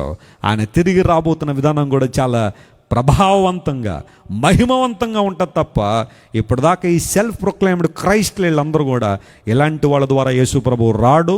ఎవరైనా సరే ఆనాడు ఈనాడు ఏనాడైనా నేను క్రీస్తునో, యేసు ప్రభు నేనే అని ఎవరైనా చెప్పారంటే వాళ్ళు ఖచ్చితంగా ఫాల్స్ క్రైస్టే కానీ నిజమైన క్రీస్తులు వాళ్ళు కాదు. సో ఈరోజు 3 విషయాలు మనం ధ్యానం చేసాం. 1, నాలెడ్జ్ షల్ బి ఇంక్రీజ్డ్. తెలివి అధికమగుట యేసు ప్రభు రెండో రాకడకు సూచన. 2వది, ప్రజలందరూ నలుదిశలా సంచరించుట యేసు ప్రభు రెండో రాకడికి సూచన. 3వది, అబద్ధపు క్రీస్తులు పెరుగుతారు. ఇప్పటిదాకా నేను చెప్పిన వాళ్ళందరూ కూడా గతించిన ఒక 100-150 సంవత్సరాల లోపల ఉన్న వాళ్ళే. వీళ్ళందరూ కూడా విపరీతంగా నేనే క్రీస్తుని ప్రపంచాన్ని మోసం చేస్తా ఉన్నారు. ప్రియ దేవుని బిడ్డలారా, ఇవన్నీ రాకడ సూచనలే కనుక అందరం సిద్ధపడదాం. సర్వోన్నతుడైన ప్రభువుని ఆరాధిద్దాం. మన కొరకు ప్రాణం పెట్టిన యేసుని మన గుండెల్లో చేర్చుకుందాం. సిలువ వేయబడి మరణ పునరుత్థానాలు పొందిన యేసు ప్రభుని మనస్ఫూర్తిగా మన హృదయంలో చేర్చుకుందాం. నేడో రేపు ఆయన రాబోతున్నాడు. ఆయన రాక సంఘానికి విజయకేతనం, ఆయన రాక సంఘానికి ప్రయోజనం. ఆయన మనలందరినీ ప్రేమించే దేవుడు కనుక ఆయనతో ఉండడానికి, మనల్ని తీసుకెళ్ళడానికి ఆయన రాబోతున్నాడు. ఆ శుభ సమయం కోసం అందరం కనిపెడదాం, ప్రార్థన చేద్దాం. దేవుడు మిమ్మల్ని దీవించి ఆశీర్వించిన గాక. కళ్ళు మూసుకొని ప్రార్థన చేసుకుందాం. ఈ రాత్రి ఇంతవరకు చాలా విషయాలు మనం విన్నాం. ప్రపంచంలో అబద్ధపు క్రీస్తులు ఏ విధంగా చెలరేగిపోయారో, చాలామందిని ఏ విధంగా మోసం చేశారో మనం చూస్తున్నాం. మీలో ఏ ఒక్కరు కూడా మరి ఎప్పుడైనా సరే ఎవరైనా నేనే క్రీస్తును, నేనే యేసు క్రీస్తు ప్రభు అవతారాన్ని, మెస్సియాను నేనే అని ఎవరు చెప్పినా మీరందరూ మోసగింపబడకుండానట్లుగా దేవుడి రాత్రి చాలా క్లియర్గా కొన్ని విషయాల మీద మాట్లాడారు. In the last days and in the end times false Christs will come and they will proclaim, they will claim to be the Son of God or Savior. చాలా మంది ఇంకా రావచ్చేమో ప్రపంచంలో, నేనే క్రీస్తుని, నేనే రక్షించేవాడిని, ప్రపంచాన్ని ఉద్ధరించేవాడిని. మనం అవన్నీ నమ్మాల్సిన పని లేదు.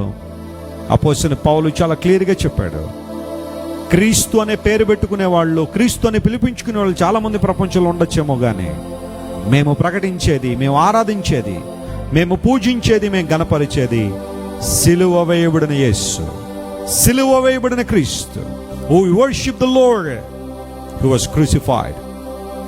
మా కొరకు మరణించిన యేసయ్య, తిరిగి లేచిన యేసయ్యను మేము ఆరాధన చేస్తున్నాం. He will come back again. ఆయన వస్తాడు మరలా. ఆయన వచ్చే రాక చాలా గ్లోరియస్గా, ప్రభావవంతంగా ఉంటుంది. ప్రతి నేత్రము చూస్తుందని లేఖనాల్లో మనం చూసాం. Thank you lord. ప్రభు, ఈ రాత్రి ఇంతవరకు మీరు మాతో మాట్లాడిన ప్రతి మాటను బట్టి నీకు వందన స్తోత్రాలు చెల్లిస్తున్నాం. 3 ప్రాముఖ్యమైన సూచనలు. ఎండ్ టైంలో, కడవరి దినాల్లో జ్ఞానం అధికమవడం, మనుషులు నలుదిశలా సంచరించడం, అబద్ధపు క్రీస్తులు రావడం, ఇవన్నీ కూడా రాకడ సూచనలుగా నీ వాక్యంలో మేము చూసాం. అవునయ్యా, ఇవన్నీ మేము వింటున్నప్పుడు ఇంకా ఆత్మలో మేము బలపడి, అయ్యా నిన్ను మాత్రమే సేవిస్తూ వాక్య ప్రకారం మా జీవితాలు కట్టుకుని ముందుకు సాగిపోవడానికి సహాయం చేయి. వీటిని బట్టి మేము బెదరడం లేదు లేదా కృంగిపోవడం లేదు, కానీ అయ్యా నువ్వు రాబోతున్నావు సంఘానికి, అదొక క్షేమకరమైన సమయం. సంఘాన్ని ప్రభువా నువ్వు ప్రేమిస్తున్నావు, రక్షించబడిన సమూహాన్ని ప్రభువా నీవు ఉగ్రత నుండి తప్పించే దేవుడు గనుక నీకు స్తోత్రాలు. ఈ రాత్రికాల సమయంలో వాక్యాన్ని విన్న మా ప్రియులందరినీ బలపరచును. ఎన్ని వేల కుటుంబాలు ఈ రాత్రి ఈ మీటింగ్లో కనెక్ట్ అయ్యారో అందరినీ మీరు ముట్టండి, బలపరచండి. సమృద్ధైన జీవంతో నింపండి. అనారోగ్యంతో ఉన్నవారికి స్వస్థతనివ్వండి, వ్యాధులు ఉన్నవారికి చేయూతనివ్వండి. కుటుంబాల్లో అలజడి కలవరం ఉన్న వాళ్ళని లేవనెత్తండి ప్రభువా. ఏ ఒక్కరు అబద్ధ బోధల వైపు కానీ అసత్య బోధల వైపు త్రెప్పబడకుండానట్లు మా Christ Worship centre online family అందరిని నీ చేతులకు సమర్పిస్తున్నాం. ప్రతి ఒక్కరిని దయగల హస్తాల్లో ప్రొటెక్ట్ చేయమని కోరుతున్నాం ప్రభువా. ఎందుకోసం అంటే కడవరి దినాల్లో అపవాది అబద్ధ బోధలనే వల వేసి అనేక మందిని కలవరపడుస్తున్నాడు. వాక్య సత్యాలు ఉన్నదన్నట్టుగా మేము వింటున్నాం. నీ కొరకు నీ రాకడ కొరకు సిద్ధపడే కృపను మాకు దయచేయండి. ఘనత మహిమ ప్రభావం నీకు మాత్రమే ఆరోపిస్తూ యేసుక్రీస్తు వారి శ్రేష్టమైన నామం పేరిట అడిగి వేడుకొనిచున్నాము తండ్రి. Amen, amen. తండ్రి, కుమార, పరిశుద్ధాత్మ త్రియేక దేవుని సన్నిధి సదాకాలం మీ అందరికీ తోడయండి. గొప్ప కార్యాలు మీ జీవితంలో జరిగించును గాక. Amen, amen. God bless you, dear friends. Thank you so much for connecting to live tonight. రేపు రాత్రి మరలా యేసు ప్రభు రెండో రాకడ సూచన 4వ భాగం మరికొన్నింటిని మేము ముందు తీసుకొస్తాను. ఆ తర్వాత will jump in to the Book of revolution and ఈ చాప్టర్ని మనం ధ్యానం చేసుకుంటూ ముందుకు సాగిపోదాం. God bless you. See you tomorrow. ఇంతవరకు